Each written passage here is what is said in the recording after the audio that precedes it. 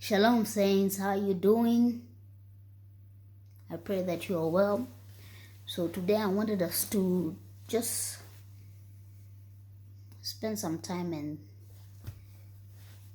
understand our Messiah. Now if you've read Hebrews, you'll realize that our Messiah was not an earthly priest. Yep, he was a heavenly priest, okay? Because I'll give you some scriptures to look at, but remember, even the Pharisees said, "Is this not the carpenter or the carpenter's son?" You are not. Your occupation was a family's occupation. You are known by what your father does. So that's why they said, "Is this not the carpenter's son, or is this not the carpenter?" Because he was known by what Joseph's occupation was. But look at Hebrews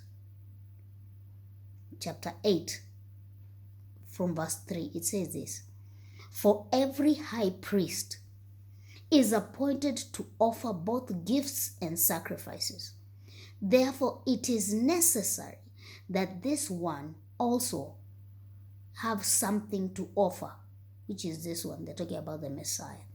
"For if he were on earth, he would not be a priest." It already tells you the Messiah would not have been. "Since there are priests who offer the gifts according to the law." Remember, he came to fulfill the law and to enact a new covenant, right? Who serves already? Let me go back to 4. It says, "For if he were on earth, he would not be a priest, since there are priests who offer the gifts according to the law, who serve the copy and shadow of the heavenly things, as Moses was divinely instructed when he was about to make the tabernacle. For he said, 'See that you make all things according to the pattern shown you on the mountain.' But now we have obtained a more excellent ministry, inasmuch as he is also mediator of a better covenant, which was established on better promises."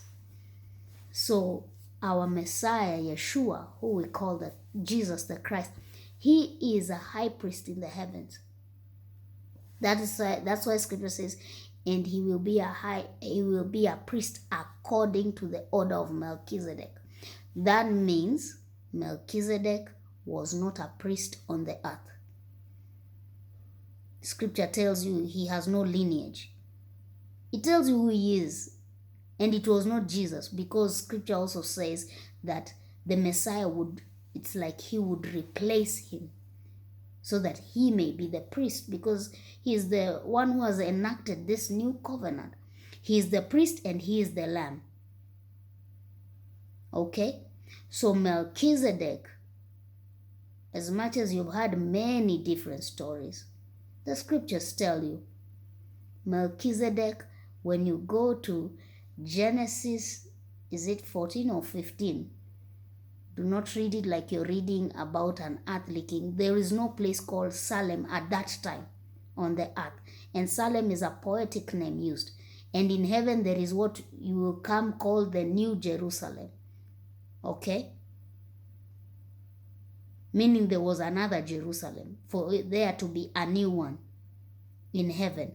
Scripture says that the tabernacle was a copy, a shadow copy, meaning there is another tabernacle in the heavens.